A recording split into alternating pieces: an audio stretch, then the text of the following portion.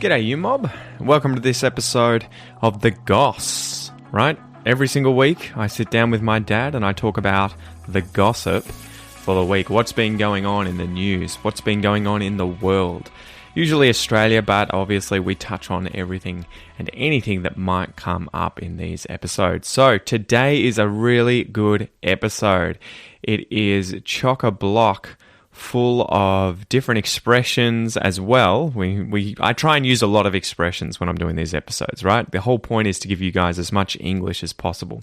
But it's also full of heaps and heaps of different news events, news and current affairs events, right? So this week we've had heaps and heaps of rain along the east coast of Australia. There's been flooding in some places. We also talk about Antarctica logging the hottest temperature on record, as well as some of the giant icebergs that are being created that are breaking off the Pine Island Glacier at the moment. We get into the National Carp Control Plan. They're trying to control this pest fish in Australia. We also talk about Hosier Lane and how that was painted by some vandals or artists. You know, again, it's up to how you decide to interpret artists and what they do, I guess. We talk about that. And lastly, we talk about Cyclone Usi, which is about to collide with Lord Howe Island. So anyway, guys, let's get into it. Smack that kookaburra on the bum and let's begin.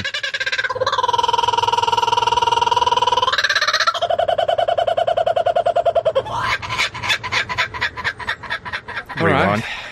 Dad, welcome to this episode of The Goss. What's The Goss? Hey, Pete. Yeah, there's not much happening except we've had fires turn into floods, which is that was one of the stories fairly typical. Keen in chatting about. Yeah. Well, we can start with that. But anything else been going on your week? You've been smashing out some photography courses, right? Yeah, teaching on Wednesday nights. How's that going? Oh, it's good fun. Yeah, it's... This course is really just learning how to use your camera, so it's basic stuff for not so much for beginners, but anything from beginner to early, partly serious, who just wants to know how to get the most out of their cameras. That's what I think most people don't realise, right? They tend to be. I'm sure the majority of people using cameras are hobbyists. Yeah. And before getting into it, I don't think they/me when I did it appreciate just how complicated photography can be and how involved it is. Yeah, and look, I think one of the challenges is that everybody's got a camera in their hand all day, every day these days. Yeah. And the cameras in phones these days are really good. But people will then go out and spend hundreds to thousands of dollars on what they perceive as being a better camera. But they turn it onto auto and go click. And yes, the quality of the lenses is better and the quality of the sensor is better, but they're not going to get much more out of it if all they're doing is just using it as a point and shoot. That's a difficult thing, though, when starting with those hobbies, and you know what I'm like. I get sucked in pretty quickly to things. I mean, I have I think the drive and the passion to sort of take it somewhere, at least in the early stages usually. But it's hard to not want to just kit yourself out with the best things, right? Of course, yeah. So what does your advice tend to be for people who are wanting to take up photography for the first time and obviously buy into the gear and the hobby? How do you get started properly, right? Because it is one of those things where it's difficult. You're like, all right, to get started, I have to buy something and it's going to be hundreds of dollars.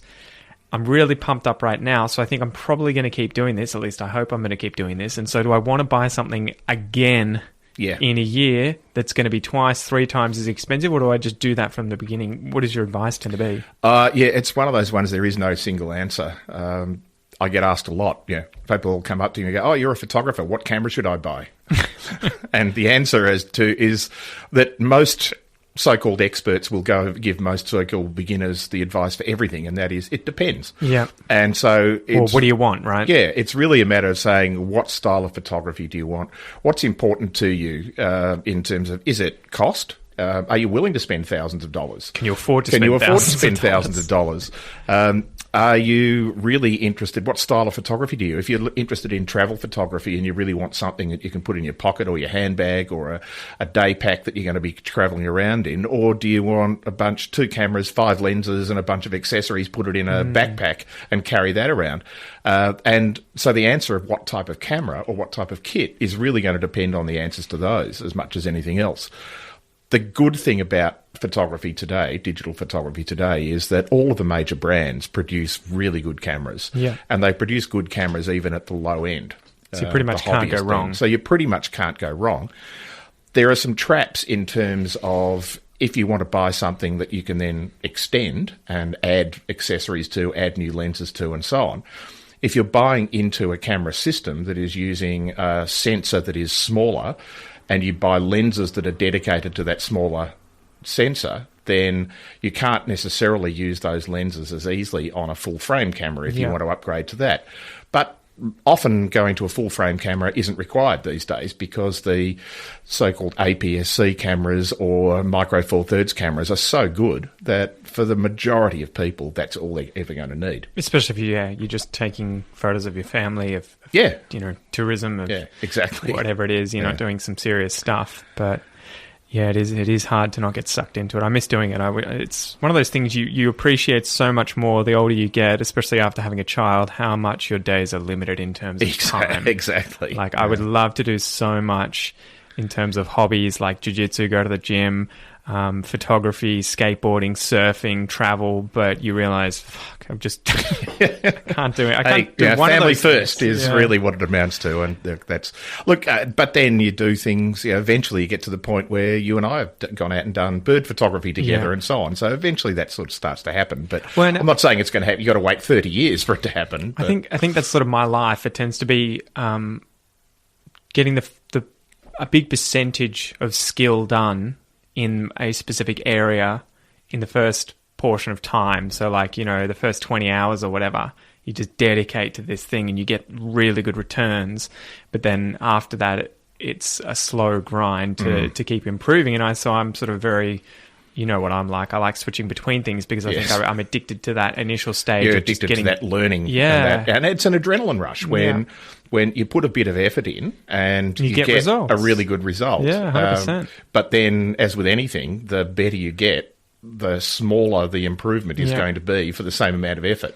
Well, it's the same with you guys learning English. A lot of the time people ask me, what do I do once I get to the intermediate plateau? And it's kind of like, keep going. Like, find ways to be motivated. So I think it'll be the same with photography or surfing or skating. If you get to the stage where you're good and you're like, but I feel like I'm not improving, it's kind of like, well, what are you trying to improve at? And how do you motivate yourself or discipline yourself or spark that, interest to just keep pushing and develop habits where it's just a daily thing, right? So that, with camera and carrying some it around of it is, and just using it. It almost amounts to, no matter what you want to do, practice, practice, practice. The 3P rule is what counts. But when I was a child and starting to learn to play tennis, the way I started to learn to play tennis was just by hitting a ball into a brick wall. Hitting a wall with a ball. Hitting a wall with a ball, ball. Occasionally, if I was good enough to get it there.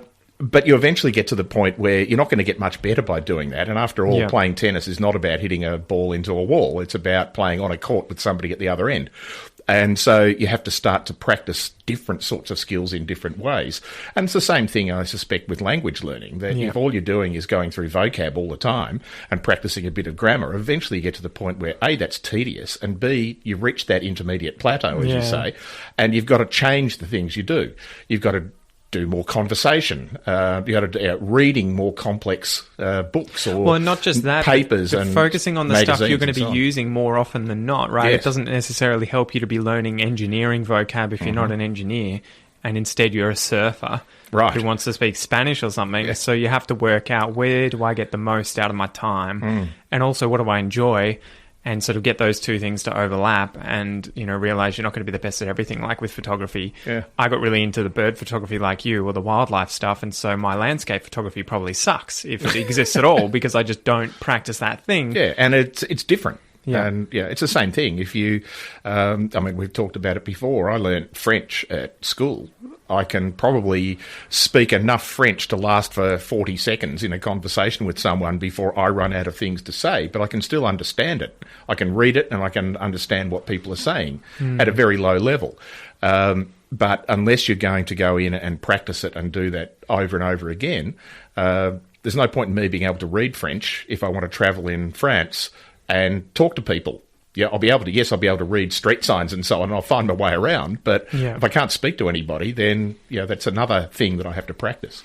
Yeah, I guess it just comes back to making sure you're motivated, or your motivations are in the right place, or that you're finding the things you're interested in and using, I guess, following the pursuit of those interests and developing your skills at the same time in whatever it is. Yeah. And look, the thing that I talk about a lot with the students when we're looking at how to learn to use your camera is take risks. Yeah. Do the things that you currently find hard. There's no point in practicing things that you find easy. Yeah. It's seductive to do that because you get better results instantly, but turn everything to manual and struggle. Yeah, and then work out what the various buttons and settings and menus and those sort of things and I do. think repeat things, right, too. Yeah. I kept going to that place in Queenscliff, taking the same photos of seagulls. The gulls on the sandy shore, yeah. Just because it was hard to get a good photo of something so boring. But by going there every single time and focusing on the same animals, the same location, you could kind of... You had to think creatively about how to make it look interesting and make it look nice, and you got to try the same shots many, many times in different light with different animals, and you got to know the location. And so I think it was much better to try and focus on one spot and going there repeatedly. I probably went there like 30 times in several months than to try and go to a new spot every single time because my skill, at least in terms of taking photos of seagulls on that beach, got pretty good. It did, but what you're learning is, and I used to, when I was a high school teacher and teaching year 12 students, in fact any students, but particularly year 12 students that they're at the pointy end of their high school education, I used to teach them the 1 minute self-interview at the end of every class. Yeah. What did I learn today? What did I not understand? And what do I want to do before next time? Yeah. So that you're always reviewing and going back and saying, well, that was great. I had a good experience today, and not stopping there by saying, how do I improve what I'm doing? What's the next risk I need to take? What's the next thing that I need to investigate? What do I need to practice more in order to get better at it? And it's the same thing if you take a photograph and you look at it and you go, well, that's cool. That's the best photograph I'm ever going to take. Congratulations, enter it in a competition. But most people are going to take a photograph, particularly early on as hobbyists, and they're going to say, I don't like this. It's not as good as I wanted it to be. So think about why it isn't what you wanted it to be. Reflective practice. Exactly. Right? It's what you have to do to improve. Yeah. And even if you don't know, trial and error. Go out and change a bunch of things. Yeah. Now, some of that is harder to translate into language learning. Well, I don't think it is, because it means just have the same conversations, for example, or write about the same things. Like, try telling people about what you do for work or what you're passionate about, and have that conversation with many different people, and you'll find that you develop your skills in that. Even if you're not looking up new vocab, you're going to create connections in the way that you think about it and talk about it, and it comes out effortlessly in the end. Yeah, or try a couple of simple sentences and then add to it. Yeah. I'm going for a walk to the beach. Yeah. Then you can practice that and practice that and practice that. But that's not going to come up in conversation very much. Or even if it does, unless you live at the beach. People are then going to say, oh, then what? So I'm going for a walk to the beach. Why am I going to the beach? How am I going to get to the beach? What am I going to do when I get there? And so you can start to do that in context rather than just making up random conversation or just talking to people and they look at you and go, what are you talking about? Have something to say and practice that. Well, that's one of those things that I talk about in terms of growing your islands. You should create islands of the things that define your life, whether it's family, work, hobbies, all of those things, and flesh those out first and foremost before you start worrying about really abstract vocab or subjects. Get those big islands of language sorted out and dealt with, so that you can switch between them and feel comfortable, and then sort of, go out into the smaller ones and develop those as well. And that's very similar to the skills that I'm teaching people in using a camera. And I remember talking to an AFL footballer years ago and asking him how he got so good with eye-hand coordination with an oval ball.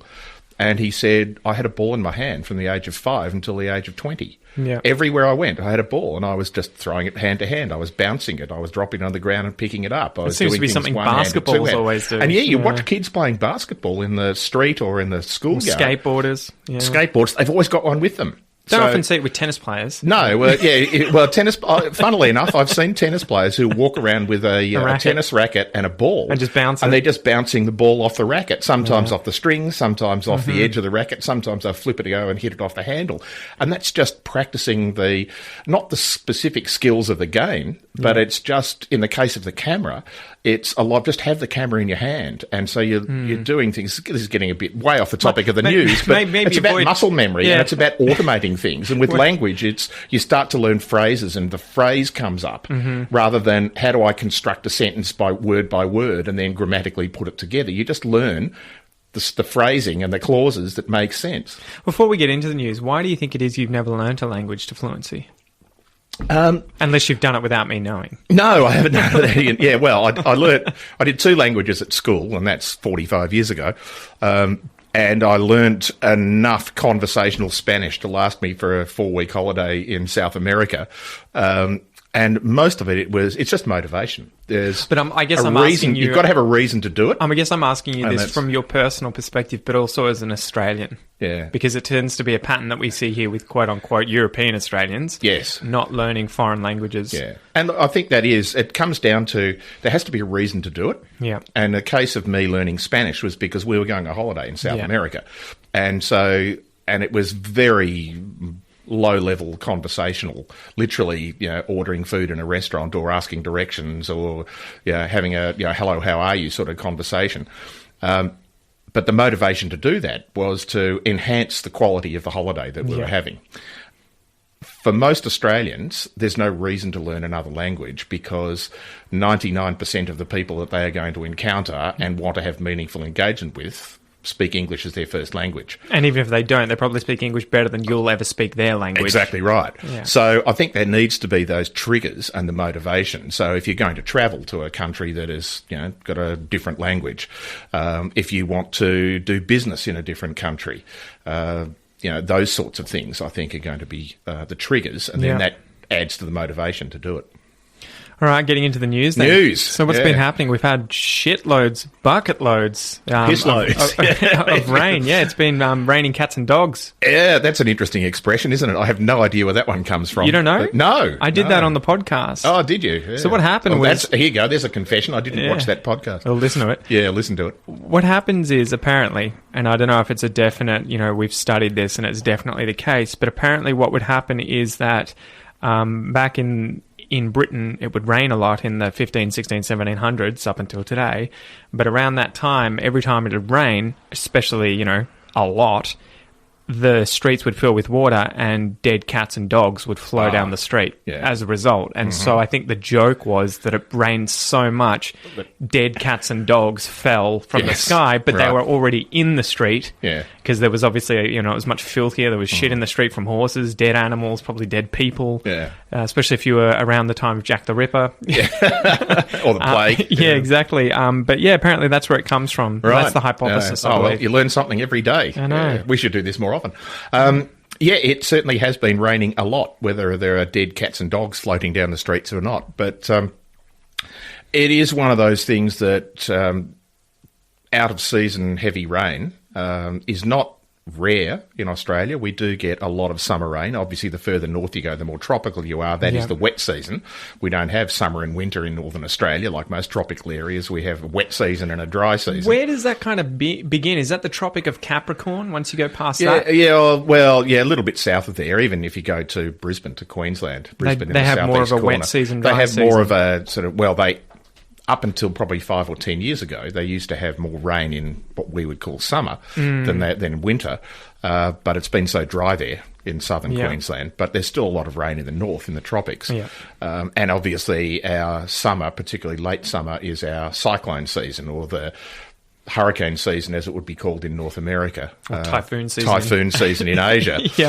Or the monsoon season in southern Asia. So it's all the same thing. It's just that seasonal heavy rain, heavy winds, extreme weather.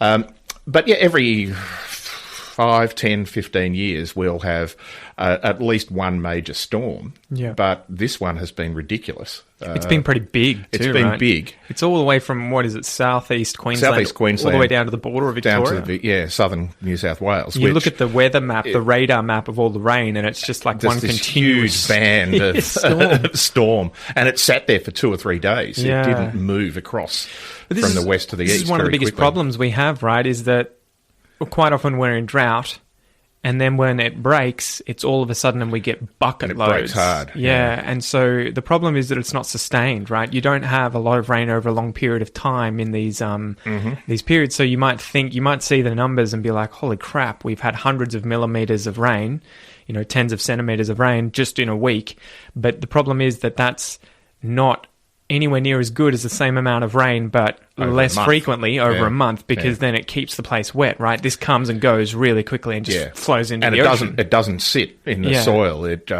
because the soil gets saturated, and then what happens is that it actually washes a lot of the soil away. Mm-hmm. So in addition to the problem of having fires in particularly in non-forested areas, brush fires and grass fires, is that they're killing off the plants that are binding the soil together. Mm-hmm. And then we have these huge dust storms, as we had during the fire season that we had. And then as soon as you get rain, there's nothing holding the soil there, so it washes the soil away. So environmentally, it's a tragedy as well as it's a 1-2 floods affecting people in built-up areas where people have homes and businesses and farms and so on is bad enough. But when you're losing topsoil, you can't get that back. Not quickly. It's tens of thousands of years to break down the rocks into new soil. Yeah, the craziest thing, though, I guess, is that the Nepean Dam in Sydney is at 100% capacity. So, boom, that's filled up. And hasn't been for decades. Yeah, exactly. So that tends to be one of the problems we have. We have a lot of these dams dotted throughout at least the east coast of Australia, collecting water that we use for drinking water and tap water. But quite often they tend to get pretty low, right? Especially during these droughts. Sometimes even empty, I think, from memory in Victoria. And but once we get out of the drought, quite often they fill all the way up. Yeah, and if you get more rain, all you can do is release it from the dam. It's just going to come over the wall. Yeah, exactly. So. Next story that I had was some of the stuff that's been going on in Antarctica. So we had the hottest day on record. Hottest recorded temperature ever. Registered 65 Fahrenheit. Yeah, 22.5 degrees. Was it? No, it was 18.3 Celsius at Esperanza. Argentina's meteorological agency did that down in Antarctica. And we smashed the previous record, which was almost a degree lower, 17.5 Celsius in 2015. So it's just going up and up. I know. That's crazy. I can't imagine wearing a T-shirt in Antarctica. No. That was what I thought. I'm like, I go outside when it's 18 degrees with a T-shirt. Yeah, exactly. Like, what? And I guess beyond that, there's been a massive glacier shedding event that I saw on the Pine Island Glacier, which is it's on that what would you call it, the part that juts out from Antarctica that looks like a tentacle, the Antarctic Peninsula. So it's 300 square kilometers, and it's just broken off in the last few days. The biggest iceberg ever recorded. I don't know about biggest ever. There's one that's been 11,000 square kilometers that came off in 2000 off the Ross ice shelf. But why is this a bad thing, Dad, seeing more of these large glaciers breaking off Firstly, this is the original problem that was identified with climate change and global warming was sea level rising. And that was partly about expansion of water, but also about melting of ice sheets. Yeah. And when you say ice sheets, it's not just the stuff over the top of the water, right? It's over the entire continent. over the continent, and glaciers over Greenland and over the sea in the Arctic, because of course there's no land over the North Pole. And hasn't that just started melting entirely? During summer. Yeah, so we're losing lots of ice. Now, obviously, from a generic point of view, you'd look at that and go, well, does it really matter if we get a bunch of ice that breaks off a glacier and floats out to sea? In a place where no one lives. In a place where nobody lives. Or no animals really live. The effect of that is probably not going to be huge in a global environmental context, but it's the indicator of why it's happening that is the problem. And also the cascading effect, right? Because those ice caps actually reflect a shitload of light. They do. Which prevents the Earth from heating up more, and so if all of a sudden you were to get rid of the ice on Greenland and Antarctica, you would have land that would then absorb light heat, and more heat. It would heat up even more. That probably won't happen for thousands of years, at least. I think according to scientists, it'll be 5,000 years before Antarctica completely melts at the rate that it's melting currently. But if it were, there are these two videos that I watched on YouTube by a guy. I've forgotten his name, but he did these two videos. I'll try and remember to link them. What if Greenland melted and what if Antarctica melted? And it was a really interesting one showing the effects of what that would do to the rest of the world. But what blew my mind was, we think of Greenland as being fucking massive, although maps tend to over-exaggerate it a ton. If you've got the rectangular... G'day, mate. That was the first half of this episode of The Goss. If you would like to continue watching or continue listening to this episode, make sure that you sign up for the premium podcast or academy memberships at aussieenglish.com.au, where you will get full access to these entire episodes of this series and much, much more. You can go check that out using the links below or just go to aussieenglish.com.au. Once again, thank you so much for joining me, mate, and I will see you next time. Peace.